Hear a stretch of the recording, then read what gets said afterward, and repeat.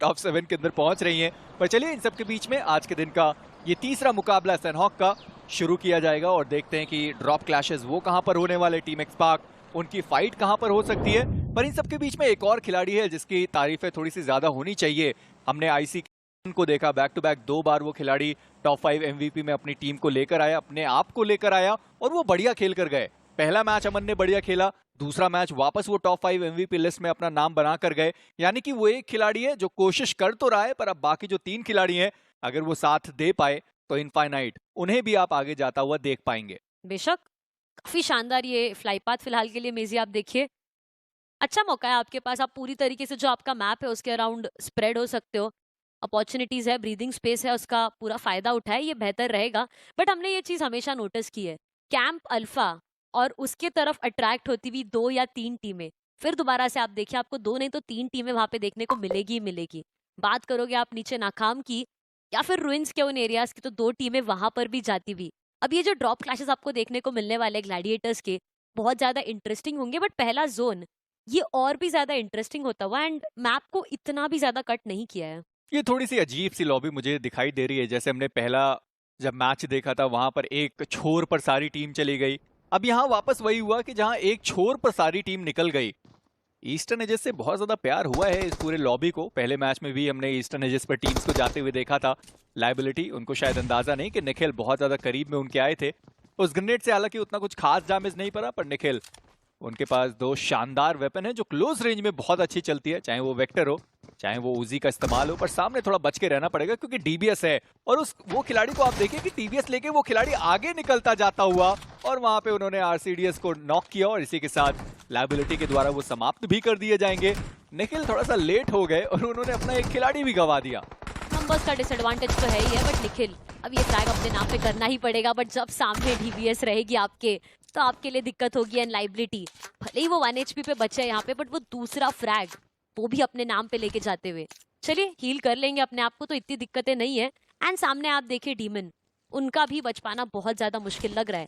यानी कुल मिला के अगर यहाँ से बात करोगे तो ग्लैडिएटर्स उनके लिए काफी दिक्कतें होती हुई, एंड क्लू के लिए जो शुरुआत है वो यहाँ पे काफी शानदार मिलती हुई। देखिए इन चारों खिलाड़ियों को आगे बढ़ रहे, ढूंढ रहे, बट वहां पे राइडर, उन्हें बच के निकलना पड़ेगा। हंट किया जा रहा है उन्हें वहां पे, एंड वो सफल भी हो जाएगा। राइडर सिर्फ नॉक नहीं, फिनिश भी कर दिए जाएंगे मेजी। जी हाँ, रूलर उन्हें वहां पर समाप्त किया जाएगा। रेडी टू डोमिनेशन उस टीम का एक खिलाड़ी समाप्त हुआ। पर मैं पहले ही चर्चाएं करने वाला था क्लू के बारे में और साथ ही साथ रिच, और उनके साथ हम बात कर सकते थे एसएएस की स्क्वाड की। हमने आज के दिन से शुरू होने से पहले भी बात करी कि कैसे वो टीम राउंड 1 बहुत बढ़िया खेल कर गए थे, पर एक टीम है जो रुकने को तैयार नहीं और वो कह रहे भैया हमारा काम हो गया, अब हम दूसरे का काम जो है वो थोड़ा सा खराब जरूर करेंगे।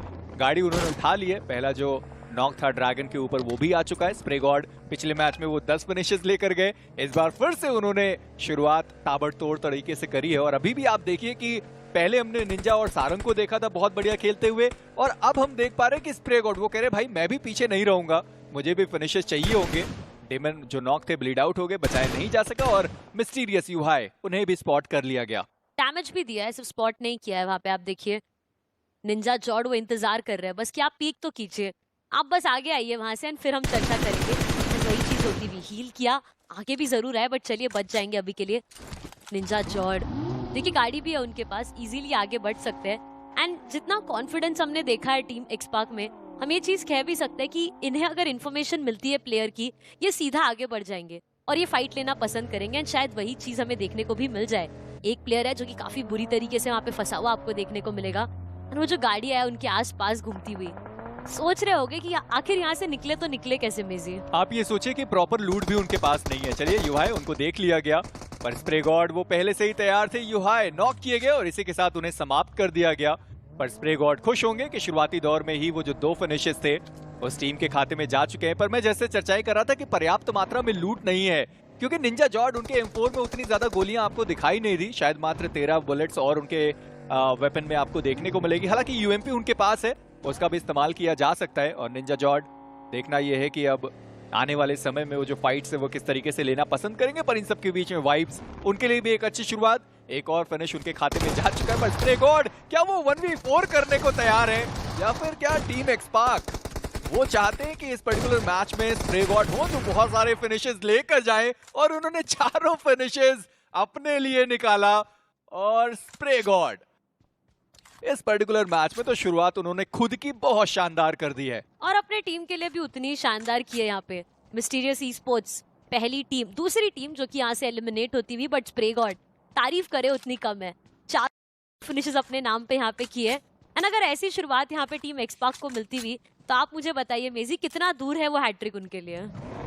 देखिए मुझे लगता है कि मात्र टू बी प्रिसाइज 24.5 मिनट का समय, जब ये पूरा मैच समाप्त हो जाएगा तो मैं मान के चल सकता हूँ कि यहाँ वो जो हैट्रिक चिकन डिनर है वो आ सकता है। पर इन सब के बीच में मुझे लगता है टीम एक्सपार्क खेल नहीं रही है, वो टीम्स के साथ खेल रही है और अब इस खेल को समाप्त कौन करेगा वो भी देखना बाकी है।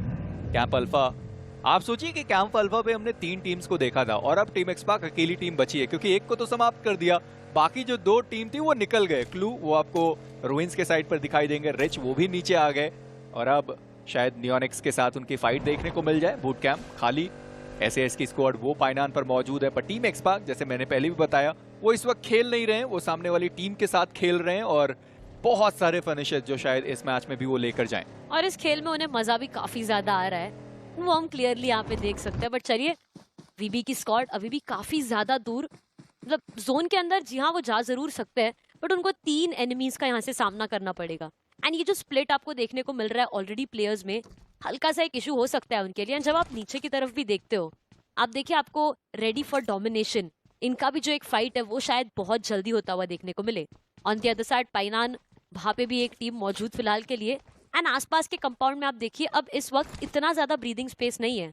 शुरुआती दौर में हम बात भी कर रहे थे इस चीज की कि एजेस की तरफ सारी टीमें खेल रही थी, बट जैसे जैसे समय बीतता गया और जैसे जैसे फाइट्स कंप्लीट हुए, अब देखिए अब ये सारी टीम स्प्रेड अक्रॉस हो गई है पूरे मैप में। मेजी जी हाँ, और हम देख पा रहे थे कि ग्लैडिएटर्स उनके भी 3 खिलाड़ी समाप्त हो गए और फ्यूरी वो आखिरी खिलाड़ी बचेंगे अपनी टीम से। पर मैं देख पा रहा हूँ कि एक और टीम की fight, matrix versus ready for domination, शायद इनकी जो फाइट है उसकी शुरुआत की जाए। मोमो अभी भी थोड़ा सा दूर पर है और उनके जो बाकी खिलाड़ी है वो कंपाउंड के अंदर मौजूद हैं, इतनी दिक्कतें तो नहीं आनी चाहिए। नेक्स्ट यूएमपी है उनके पास, पर हेलमेट वेस्ट इस खिलाड़ी के पास नहीं है। लूट करने की वैसे जरूरत पड़नी चाहिए, अगर इस तरीके से आप फाइट लेते हैं, भले कितना ही आपके पास वो अच्छा वेपन हो, पर अगर आपके पास हेलमेट वेस्ट नहीं है तो फिर दिक्कतें आपके लिए बढ़ सकती हैं। पर ये स्प्रे कमाल का था, 6x का अच्छा इस्तेमाल किया गया, दरवाजा भी तोड़ा गया और जो सामने डाउन है, अच्छी खबर कि वो सर्कल के अंदर है, बाहर होते तो शायद सर्कल से ही वो खिलाड़ी डैमेज लेकर नॉक होता हुआ दिखाई देता। पर अब दूसरे सर्कल का जो शिफ्ट था वो आ चुका है, अब ये दोनों ही टीम मैं देख रही हूँ कि बाकी जो अभी ये टीम्स है जो कि अभी भी आपको काफी ज्यादा दूर देखने को मिल रही है, वो किस तरीके से सर्कल के अंदर जाने वाली है। बिकॉज अब सिर्फ बारी सर्कल के अंदर जाने की नहीं है, अब बारी आगे जाके एक अच्छा पोजीशनिंग बनाने की एंड उसके ऊपर आगे चल के कैपिटलाइज करने की। वीबी के प्लेयर्स अभी भी उसी पोजीशन पे मौजूद है, वही स्प्लिट आपको अभी भी देखने को मिल रहा है। टीम एक्सपार्क कॉन्फिडेंस है, बट जोन के अंदर एक अच्छा पोजीशनिंग चाहिए उन्हें। And I guess camp alpha का जो वो आधा हिस्सा आपको देखने को मिल रहा है जोन के अंदर, वो बहुत जल्दी जोन के बाहर निकल जाएगा, तो वहां पे होल्ड करना समझदारी की बात अभी के लिए तो नहीं बनेगी। बट चलिए, क्लॉक के खिलाड़ी रोटेशंस उनकी तरफ से भी आते हुए, उनके नजदीक में आप देखिए आपको अयान देखने को मिल जाएंगे। दर्शिता देखिए, मैं चाहूंगा कि कल आपने टीम WSB की नैया पार लगाई थी प्रेडिक्शन करके, आज भी किसी एक टीम का नाम लीजिए और उनकी जो नैया है वो मझधार से निकालिए और पार लगाइए उनकी नैया को। आज तो मुझे लग रहा है मेजी मेरा ही दिन अच्छा नहीं चल रहा है। पहले मुकाबले में वाइब्स का नाम लिया था और पहली टीम बन के एलिमिनेट हो गई थी, वो थोड़ा आपका संगत का असर शायद हो गया है। बट यही होता है, जब आपके साथ सारी चीजें सही हो रही होती हैं तो सब बढ़िया होता है, पर जैसे ही गलत होता है तुरंत आप सामने वाले को ब्लेम करने लगते हैं कि जी नहीं, आपकी भी तो प्रॉपर गलती है उसमें। आई मीन ठीक है, अभी क्या कर सकते हैं, संगत का असर हो जाता है मेजी, बट कोई दिक्कत नहीं है। टीम एक्सपार्क दिन काफी अच्छा चल रहा है उनका एंड शुरुआत तो और भी ज्यादा प्यारी हुई है, शायद हैट्रिक निकाल के लेके जाए, ऐसा मेरा कहना है। आप कहिए आपको क्या लगता है? देखिए, मैं तो आपको एग्जैक्ट टाइमिंग भी बता चुका था कि देखिए जैसे ही मैच समाप्त होगा वो जो हैट्रिक है उनका भी वो हो ही जाएगा। पर अब मैं एक टीम का जरूर नाम लेना चाहूंगा, मुझे लगता है एसएएस पिछले 2 मैच में जो अच्छा नहीं खेल पाए हैं, मुझे लगता है कि इस मैच में वो शायद वापसी कर पाए, अपनी टीम के लिए अंक लेकर जा पाए। अभी भी आप देखेंगे तो आसपास उनके कोई है नहीं, पाइनान का वो पूरा इलाका उनके पास है, उनके बैक साइड पर मात्र एक खिलाड़ी मौजूद है, ग्लैडिएटर्स का फ्यूरी, बाकी 3 खिलाड़ी उनके समाप्त हो गए थे। टीम एक्सपार्क गाड़ी अभी भी उनके पास है, ब्रिज क्रॉस करने की जरूरत पड़ने वाली है या फिर थोड़ा और इंतजार कर सकते हैं। रिच की स्क्वाड, उनके पास कंपाउंड बहुत बढ़िया है, अगर प्रॉपर लूट हुई उनके पास तो आते हुए रश को वो रोक भी सकते हैं। पर clue versus rich versus team एक्सपार्क, अगर ये फाइट होती है तो मुझे लगता है सबसे ज्यादा फायदा नियोनिक्स वो उठा सकते हैं, उनके पास वो हाई रिच का एडवांटेज भी रहेगा। पर स्प्रे गॉड ऐसे ही रैंडमली जो शॉटगन के शॉट्स हैं उन्होंने दिए तो सही, पर आसपास कोई है नहीं इसलिए वो आ नहीं सकते। चलिए आवाज आ गई उन्हें वहां पे गोली चलने की। वैसे तो आप देखिए उसी के एग्जैक्टली बगल में एक फाइट आपको देखने को मिल जाने वाली है एंड टीम एक्सपार्क देखिए ये फाइट हो रही है। निंजा जॉर्ड वो बस इंतजार कर रहे हैं कि थोड़ा इन्फॉर्मेशन यहाँ से मिल जाए, बट क्लू के खिलाड़ी अब देखिए टीम एक्सपार्क को ऑलरेडी साउंड क्यू मिल चुका है एंड क्लू के खिलाड़ी ये फाइट जितना जल्दी खत्म हो उतना बेहतर है उनके लिए, बिकॉज अब हम जानते हैं कि थर्ड पार्टी यहाँ से किसी भी वक्त आगे आ सकती है एंड ये एक बहुत बड़ी दिक्कत जरूरी रहेगी। बट चलिए जो प्लेयर डाउन थे उन्हें यहाँ से फिर से रेफ कर दिया जा चुका है एंड अब तो वो बस इंतजार ही कर रहे हैं। 3 फिनिशेस है अपने नाम पे, एक अच्छा पोजीशनिंग मिल जाए एंड जो लूट अगर और कुछ अपग्रेड करने के लिए चाहिए वो सारी चीजें यहाँ से मिल जाती है, शायद हल्का सा फायदा हो जाए। बट फिलहाल के लिए बूट कैंप भी आप देखिए मेजी वो भी कंप्लीटली खाली आपको देखने को मिलेगा। क्वेरी पे कोई प्लेयर्स नहीं जाते हुए, एक्सपार्क का भी रोटेशन यहाँ से आता हुआ, यानी अब जाके जो क्लस्टर है वो बहुत जल्दी फॉर्म होने वाला है। और अब मुझे लगता है कि टीम एक्सपार्क वर्सेस क्लू उनकी जो फाइट है उसकी भी शुरुआत हो सकती है। पर इन सबके बीच में ready for domination versus matrix, वो जो फाइट अधूरी रह गई थी शायद उसकी शुरुआत भी हो जाए। बीस्ट वो तैयार रहेंगे। मैट्रिक्स उनके 4 खिलाड़ी एक साथ आपको देखने को मिलते हैं, बिल्कुल भी जो स्प्रेड है वो नहीं है और चारों खिलाड़ी वो सर्कल के बाहर फंसे हैं। पर अब यहाँ से एक्शंस की शुरुआत होगी क्योंकि टीम एक्सपार्क वो आ चुके हैं, गाड़ी का इस्तेमाल किया जाएगा। डियोक्सी उनको तो मौका ही नहीं दिया कि वहां पर वो कुछ कर पाए और क्लू के बाकी खिलाड़ी काका बॉय वो बस देखते रह गए और कुछ खास कमाल वो नहीं कर पाए। और टीम एक्सपार्क देखिए अब तो ये तय हो चुका है कि रोक पाना इनको असंभव है। 5 फिनिशेस ऑलरेडी स्प्रे गॉड के खाते में जा चुका है और शैडो उन्होंने डियोक्सी को पैन भी कर दिया। ये चीज नहीं होनी चाहिए थी। बस यहाँ पे टीम एक्सपार्क वो दिखा रहे हैं कि वो फिलहाल के लिए अपने जो मुकाबले हैं उन पे राज कर रहे हैं। 2 मुकाबलों में वो ऑलरेडी दिखा चुके हैं एंड ये तीसरा मुकाबला वो एक पैन देखने को मिलने वाला है उनकी तरफ से। लाइबिलिटी वो क्लूलेस है मेजी अभी कि करे तो करे क्या। 4 खिलाड़ी है उनके सामने एंड अगर ओपन में आ भी जाते हैं शायद उन्हें स्पॉट कर लिया जाए, शायद वो स्प्रेज लिए जाए। बट चलिए ऑन दी अदर साइड एक और फाइट आपको देखने को मिल जाने वाली है। हिटमैन आईसी के खिलाड़ी फिलहाल के लिए अकेले बचा है शायद हिटमैन अभी के लिए इस कंपाउंड में। जी हाँ, इस कंपाउंड में फिलहाल के लिए, बिकॉज इनके जो 2 खिलाड़ी है हल्का सा पीछे आपको नजर आ जाने वाले हैं एंड ईएनएफ उनके भी प्लेयर्स नजदीक में मौजूद। एक नॉक भी अगर आ जाता है यहाँ पे तो हिटमैन के लिए बहुत बड़ी दिक्कत हो सकती है, बिकॉज वही चीज है कि आपका और आपके प्लेयर्स का जो डिस्टेंस है वो काफी ज्यादा है। जी हाँ, और साथ ही साथ एक जो आखिरी खिलाड़ी ग्लैडिएटर्स का फ्यूरी बचा है वो भी धीरे धीरे सर्कल के अंदर जाने की कोशिश करेंगे। पाइनान एसएएस छोड़ चुकी है, एचवी वो भी वहां से निकल गए। वेम्पायर सर्कल का एजेस उनके पास है, क्लॉ के पास वो बूट कैंप के आसपास का कंपाउंड्स दिखाई देगा। ईएनएफ की जो फाइट है वो शायद हो सकती है, हालांकि ईएनएफ वो सर्कल के अंदर है, उनके जो प्रतिद्वंदी हैं आईसी वो थोड़ा सर्कल के बाहर आपको दिखाई देंगे। वो टीम एक्सपार्क अगला जो शिकार है उसे भी खोज लिया गया और स्प्रे गॉड एक और नॉक उन्होंने निकाला। और अब रिच की बारी और देखना ये कि क्या ये लगाम लगाई जा सकती है टीम एक्सपार्क के ऊपर या फिर टीम एक्सपार्क वो यहाँ से 7 को 12 करने वाले हैं, क्योंकि एक खिलाड़ी ऑलरेडी डाउन हो चुका है और दूसरा जो खिलाड़ी है उसे भी नॉक किया जाएगा। स्प्रे गॉड इस पर्टिकुलर मैच में तबाही मचा चुके हैं। 7 फिनिशेस उस खिलाड़ी के पास और अब रिच बचती है मात्र 2 खिलाड़ियों के साथ। स्प्रे गॉड को देख के ऐसा लग रहा है कि वो लंच करके आए नहीं है आज, क्योंकि अपने अपोनेंट्स को वो यहाँ पे खाना बहुत ज्यादा पसंद कर रहे हैं एंड वो जिस तरीके से खेल रहे हैं यहाँ पे आप देखिए रुकने का ही नाम नहीं ले रहे वो। निंजा जॉर्ड की तरफ से एक नेट जाता हुआ, डैमेज चलिए कुछ ज्यादा खासा दिया नहीं है अभी भी वहां पे। एक और नेट के साथ इंतजार करते हुए ये नेट परफेक्ट हो सकता है एंड होगा भी। निंजा जॉर्ड नॉक करेंगे वो एक खिलाड़ी को। सारंग आगे आते हुए आखिरी फिनिश निकाल लेंगे एंड टीम फिनिशेस आप देखिए ऑलरेडी इतना कुछ हो चुका है इस मुकाबले में, इतनी टीम का एलिमिनेशन हमने देखा है एंड उसमें 11 फिनिशेस जो कि यहाँ से टीम एक्सपार्क लेके गई है। चलिए अब दूसरी टीम की तरफ भी बढ़ लेते हैं। वाइब्स वर्सेस वैम्पायर की जो फाइट है वो भी चल चुकी है। रेंजर उन्हें नॉक करके समाप्त किया गया, घोल वो भी डाउन रहेंगे। लीडर एचपी बहुत कम है। लूसी को देख पा रहे हैं वो थोड़ा बहुत पीछे हैं, वहीं पे प्रीत वो तो कहीं ज्यादा पीछे अपनी टीम से। क्रिमिनल एक और ग्रेनेड के साथ हो सकता है लीडर इस बार वो डाउन किया जाए। ग्रेनेड काफी पास उनके था, पर चलिए कोई भी हानि उनको हुई नहीं, अभी भी वो खिलाड़ी वहां पर मौजूद है। वैम्पायर मात्र 2 खिलाड़ियों के साथ और निकाला मात्र 1 फिनिश है। यहाँ से थोड़ी सी दिक्कतें उनके लिए बढ़ने वाली है, पर मैं देख पा रहा हूँ कि इन्वेडर वो थोड़ा पीछे आपको दिखाई देंगे और आसपास में रेडी फॉर डोमिनेशन उनकी भी टीम देखने को मिलने वाली है। पर लीडर वो तैयार है उस ग्रेनेड के साथ और हो सकता है क्रिमिनल वो डाउन किए जाए, पर बहुत करीब वो ग्रेनेड बच गए। डाउन होने की संभावनाएं बहुत ज्यादा थी, पर वाइब्स अच्छी किस्मत है कि उनके पास 3 खिलाड़ी हैं और साथ ही साथ जो 5 फिनिशेस थे उन्होंने निकाल दिए। और जब फिनिश फीड वो रीड कर रहे होंगे उनको भी पता है कि हाँ खिलाड़ी बहुत कम है, और अब यहाँ से आप वो जो प्लेसमेंट पॉइंट हैं वो कम से कम आप लेकर जा सकते हैं। लीड जरूरी कर रहे हैं वो यहाँ पे अपनी टीम को, बट अभी के लिए देखना ही है कि और कितना ज्यादा आगे तक लेके आएंगे।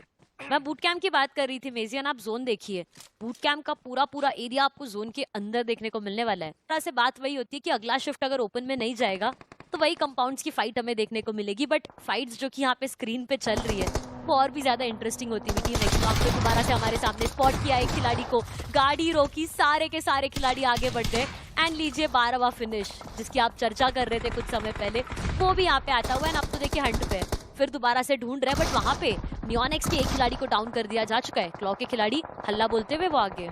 देखिए ऐसा लग रहा है कि समुद्र को एक तालाब में छोड़ दिया गया और वो बाकी बचे हुए जितनी भी मछलियां हैं उनको निगलने की कोशिश की जा रही है और टीम एक्सपाक अभी तक उन्होंने कामयाबी हासिल करी है। नियोनिक्स के खिलाड़ी अब वो सामने 12 ऑलरेडी फिनिशेस उन्होंने निकाल दिए हैं। सारंग एक और खिलाड़ी ठाकुर, उन्हें भी नॉक किया जाएगा, उनका भी समापन आ चुका है और 13 फिनिशेस के साथ टीम एक्सपाक इस मैच में और भी ज्यादा फिनिशेस का जो अंक है वो बढ़ाना चाहते हैं। पिछले मैच में 26 लेकर गए थे, इस मैच में 13 ऑलरेडी हो चुके हैं और अभी भी 35 खिलाड़ी मौजूद हैं।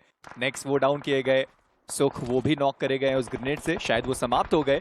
इन सब के बीच में नेक्स्ट जिन्हें नॉक किया गया था उनका समापन और देखते ही देखते इनफाइनाइट कैटलिस्ट उनका भी एलिमिनेशन। आप देखें कि इस मैच से वो टीम एक भी अंक लेकर नहीं जा पाई, पर सारंग वो तैयार है और उन्हें पता है कि हाँ 4 अन्य खिलाड़ी हैं और 4 और फिनिशेस जो अपनी टीम के लिए बटोर सकते हैं। ये तो दिन बन गया आज टीम एक्सपाक का, अगर मैं बात करूं तो जिस तरीके से वो खेल रहे, 13 फिनिशेस है एंड वो अभी भी आगे बढ़ना चाहते हैं, बट क्लॉक के प्लेयर्स ने वहां पे शुरुआत की एंड फाइनली स्प्रे गॉड उन्हें वहां पे रुकाया गया।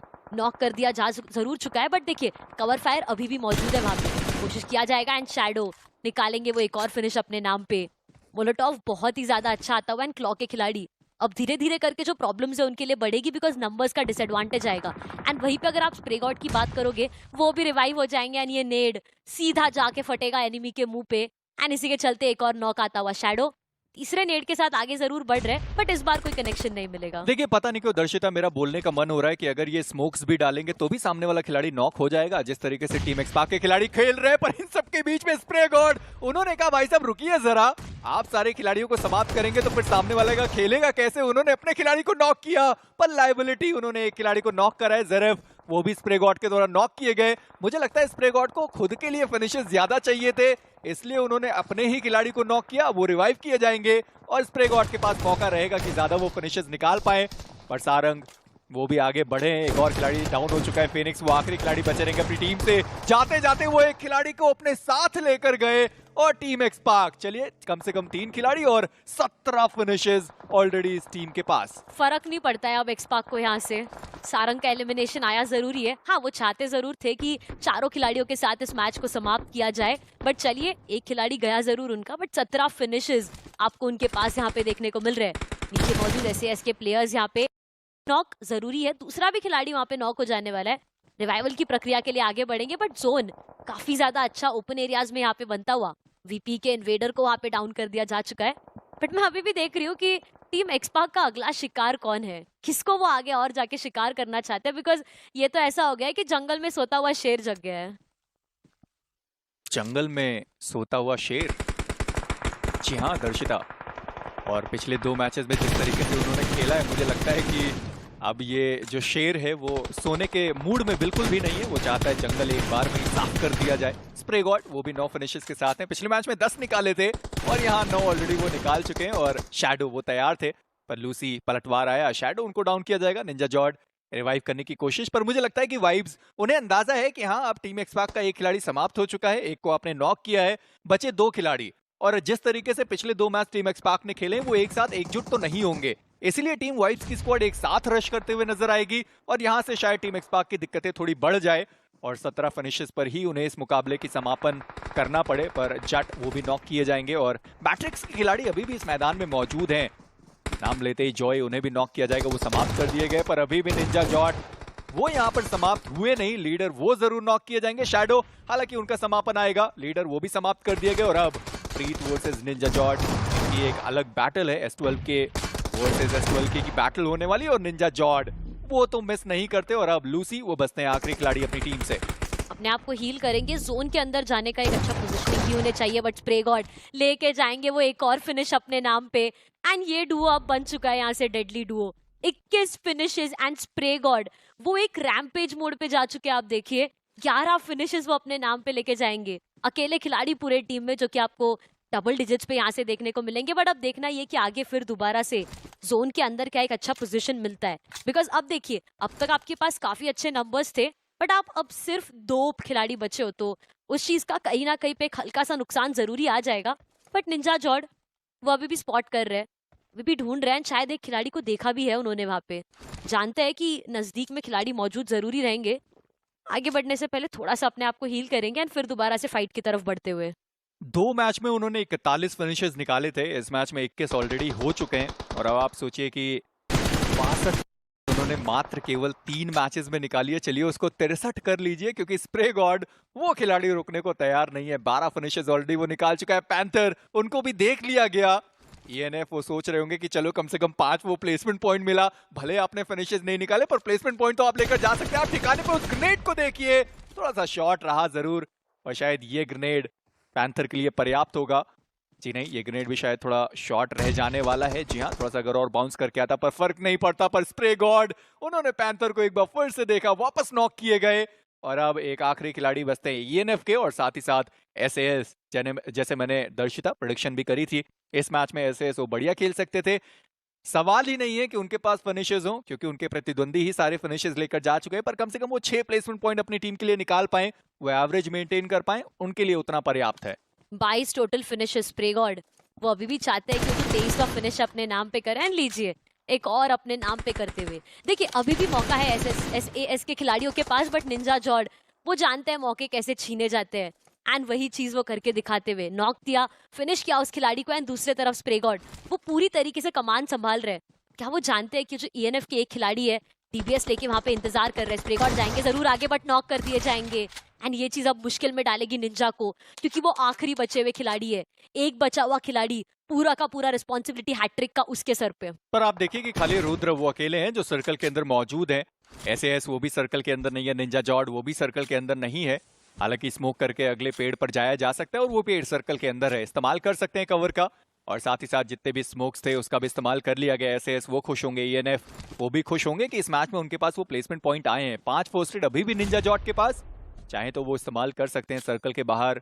हालांकि वो रुकना तो बिल्कुल पसंद करेंगे ही नहीं, क्योंकि ऑलरेडी बहुत सारे फिनिशेस उन्होंने निकाल दिए।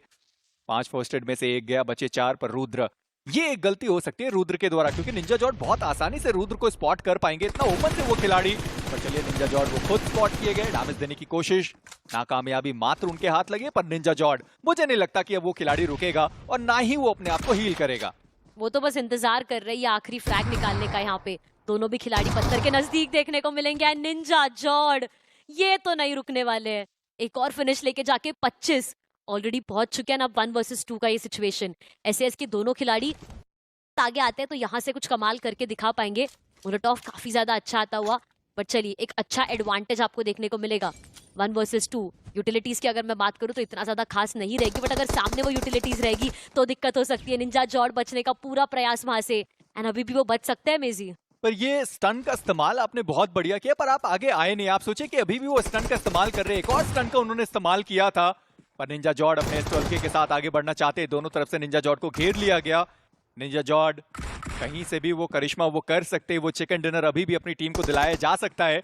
आप देखिए कि SAS के खिलाड़ी वो आगे आने को तैयार नहीं है, उनको भी पता है कि वो सामने खिलाड़ी है कौन, और वो टीम का कौन सा खिलाड़ी है उन्हें अंदाजा है, उन्हें पता है। अभी भी वो इंतजार कर रहे हैं, क्योंकि एक खिलाड़ी है रोर जो सर्कल के अंदर मौजूद है, और उनको पता है कि हाँ निंजा जॉर्ड सर्कल के बाहर है, उन्हें सर्कल के बाहर आना पड़ेगा। पर ये एक गलती हो सकती है, जहां आपके पास 2 मैन का एडवांटेज था, आपने खुद अपना एक खिलाड़ी जोन के बाहर डाल दिया। चलिए वो खिलाड़ी अंदर आया है सर्कल के पास टोलके के साथ। निंजा जॉर्ड एक बार फिर से तैयार है, अभी तक उस खिलाड़ी को उन्होंने नॉक नहीं किया है। फाइनली एक्सप्लोजर वो तैयार थे, एक DBS का फटका, निंजा जॉर्ड एलिमिनेट होंगे। SAS वो चिकन डिनर लेकर गए तो सही, 5 फिनिशेस के साथ वो चिकन डिनर आए, पर दूसरी टीम उनका तो एक खिलाड़ी स्प्रे गॉड वो 13 फिनिशेस के साथ है पूरे मुकाबले में। जी हाँ, बैक टू बैक 2 बार MVP बनेंगे, 13 फिनिशेस वो खिलाड़ी लेकर गया। मैप इंपैक्ट देखिए, मुझे लगता है कि अब तक का ये हाईएस्ट रहने वाला है, जहां पर हम सैनहॉक में वो 21% का फिनिश कंट्रीब्यूशन देख पाएंगे, मैप इंपैक्ट हम देख पाएंगे। फिनिश कंट्रीब्यूशन की बात करी जाएगी तो 52% का एक शानदार गेम प्ले टीम एक्सपार्क के खिलाड़ी स्प्रे गॉड के द्वारा पिछले मैच में 10 लेकर गए थे, इस मैच में 13 लेकर गए और शायद पहले मैच में भी उन्होंने 2 से 3 फिनिशेस निकाले थे, यानी कि 3 मैच में उन्होंने 25 का जो आंकड़ा था वो पार कर लिया और एक अच्छा गेम उनके द्वारा हमें देखने को मिला।